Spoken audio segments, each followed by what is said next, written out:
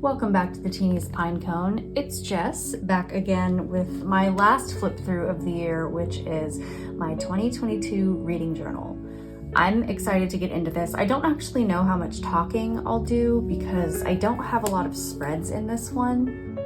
It's really mostly the individual spreads I made for each book, but we'll get into it. Starting with the nameplate spread. If you watched my setup for my reading journal, you'll have seen this already, but this is a Polaroid I took of one of my favorite bookshops in LA called the Iliad. Go there, please support them. They're amazing. I found this image on Pinterest and altered it a little bit, but it's pretty much the same. Here, I gave myself 74 squares to fill in, but so far, it's the first week of December. I'm only up to 29. I'm reading 30 right now, but I don't suspect I'm gonna get too much farther. I'll hit 31 or 32 for sure, but no farther than that, though I knew I was not going to need all of these spaces. I'm just not a speed reader. I don't understand people who can read like 120 books in a year. I will never be that. I have no idea how they do that. And do they even retain the information they read? Like at the end of the year, can they recall events from these books? I wouldn't be able to if I read that fast. Good on them though. This journal is really bare bones. I'd like to get to the point where I can develop some different spreads. I've seen a lot of other people do a bunch of different things and they all look so good. It just feels overwhelming. And I don't want reading to turn into a chore rather than something I really enjoy. But I do want to come up with some more creative spreads, or not even necessarily more creative, just different, just fun. So this is a year in fantasy. This is just a very simple list. I didn't make it fancy or anything. As you can see, I have not read most of the things on this list, even though I've read 29 books this year so far. Most of them were not on this list. Don't ask me how that happened. I'm a mood reader. Blame it on that. This might be my favorite spread in this entire journal, my garden spread. So it's a simple graph, and over the course of the year, I put in dots to signify the number of pages. And at the top of those dots, that's where the flowers began. So I think this is a pretty awesome overview, and it shows me how consistent or inconsistent I've been with my reading. I think it looks great. I'm really happy with it. And for my monthly spreads, it's pretty much the same formula every time. I have kind of a library card-esque thing on the left side and then the month on the right side. I considered using actual library cards, but none of them really had what I needed, since a library card is specific to one book, and this is a list of all the books I've read in the month. But this works just as well. On the left-hand side is the date that I started reading the book. Obviously, the right hand is the title. And I pretty much utilized my notebook therapy stamps. You'll see a lot of these on all of these monthly spreads. Also, I will preface this by saying all of these spreads are filled with spoilers and my opinions, and you may not agree with them, and you may not want to be spoiled. So, not that I expect anyone to actually pause the video and sift through my chicken scratch. Needless to say, don't read these if you don't want any of that. But 2022, I decided was going to be my year of fantasy, as previously seen, and I decided to start with Throne of Glass because you've probably been able to infer by my last flip through. I am a huge ACOTAR fan, and I know Sarah J. Maas had a series previous to ACOTAR, but it never, when it was in its prime, it never called to me. But I love ACOTAR so much, I decided to just bite the bullet and get acquainted with all of her series. So I started with Throne of Glass as my first read in January. And this series blew me away, broke me, rebuilt me.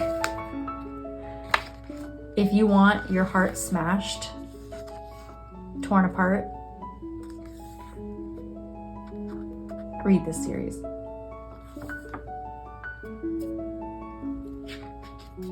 Also, if you have read Throne of Glass, what are your opinions on Manon? Specifically Manon and another romantic interest. I would like to know, because I think I was not as invested as most people seem to have been. Love Abraxas though, he is best boy.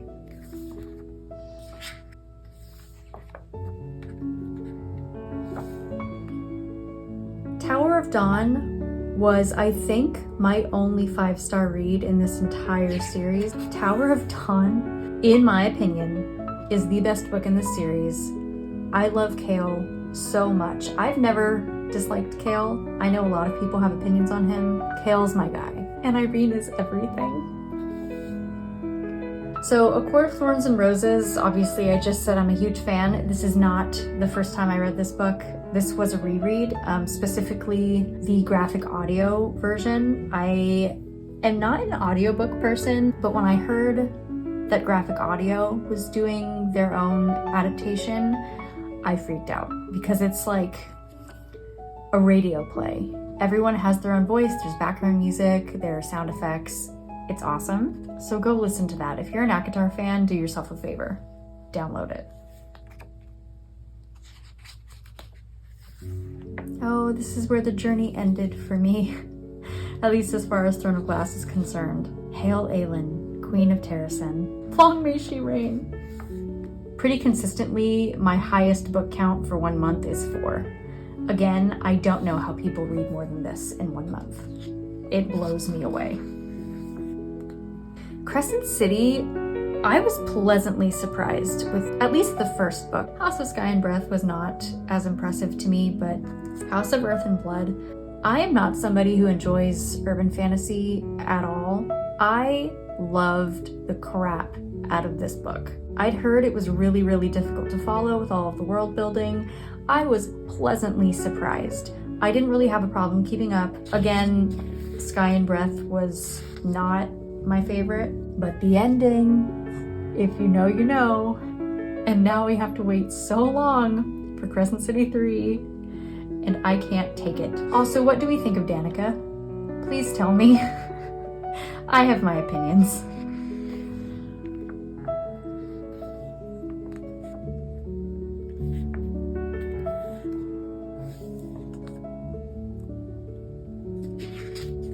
The Invisible Life of Addie LaRue made me so angry.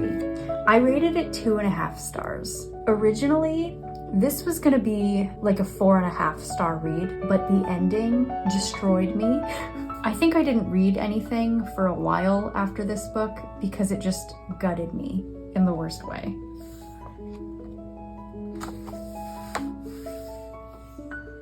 The Shield and the Thistle is not a well-known series, but I found the author on Instagram and was just in that kind of time travel-y mood. It's really akin to Outlander in not the best way. I liked this book, but I liked the sequel a lot more. I think this book I gave 2 stars. And now comparing it to Addie, which I gave 2.5 stars, I think maybe this deserves to be 3 instead, but it was kind of a slog for me. However, The Oath was superb, amazing. So if you come across this series and you're trepidatious and you think it sounds way too much like Outlander, it is. It is in the first one. It's not in this one. So give it a chance. I'm glad I did. And each book follows a different character. So the main character in this one is the brother of the main character in this one, and so on and so forth. The third is coming out next year, which I'm excited for. The Bridge Kingdom was the first book this year that managed to give me a similar feeling to when I read ACOTAR for the first time, which is kind of what I was searching for. ACOTAR put me in such a slump. I didn't really read for years after I read ACOTAR because it was just...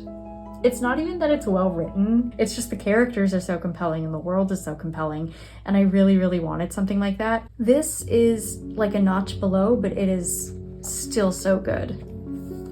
It's magicless fantasy if you're interested in that.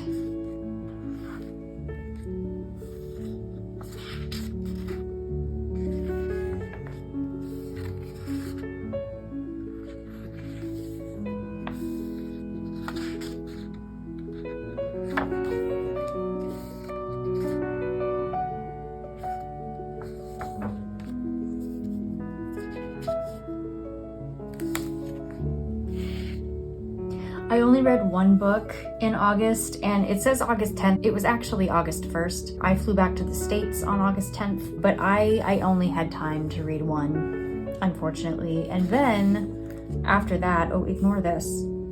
As you've seen, there are two main aspects to my spreads: the doodles or the drawings, and then I pick one or two of my favorite quotes from the series. This is a monstrosity. Let's just pretend that that never happened. But then after that, I skipped September. I just had no time to read anything in the month of September.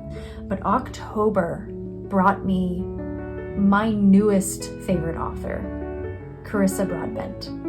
I am so happy that I read her War of Lost Hearts trilogy, starting with Daughter of No Worlds. Absolutely incredible. Wrecked me, gutted me, put me back together. This was an incredible series.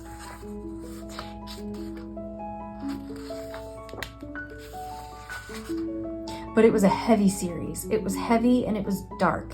And it was hopeful, but it was a lot. So, after I read that trilogy, I had to take a break from really serious fantasy and kind of go into something a little less overwhelming, is the word I'll use. So I started with Breaking Time by Sasha Osberg. It's akin to Outlander, but kind of in reverse. It was all right. I think I liked it more than most people liked it. I would recommend it. I wouldn't rave about it though. And then after that, I read two Little Mermaid retellings. One is a retelling from Prince Eric's point of view, which was really interesting. I really liked him as a character in that one. This one, though, was not so much a retelling as a continuation. I'm sure at this point everyone's heard of this series by Liz Braswell, but this series is these classic fairy tales, but if the hero's lost. And so this was kind of the continuation of Ariel and Eric's story and King Triton's story if Ariel and Eric never broke the curse. It was interesting. Not as good as the one before it, but interesting. And now we reached December, and so far I've read one book, and I am on the second of this duology, and I will probably read one or two more, and that'll be that. So I hope you enjoyed that. Not too much to see, but next year I'm probably going to use this same notebook because I don't know if you can see that very well, but only about half of it has been used, maybe a little more than half. But I'll probably just continue into 2023. So if you've read any of the books that are in here, please let me know. Comment down below. I'm so interested to hear your thoughts. I'm an avid reader. Not enough people in my life read. I need bookish friends, so don't be scared to say hello. I will be back with a couple more videos, 2 or 3 actually, in the next few weeks. So stay tuned. Thank you for watching. See you next time.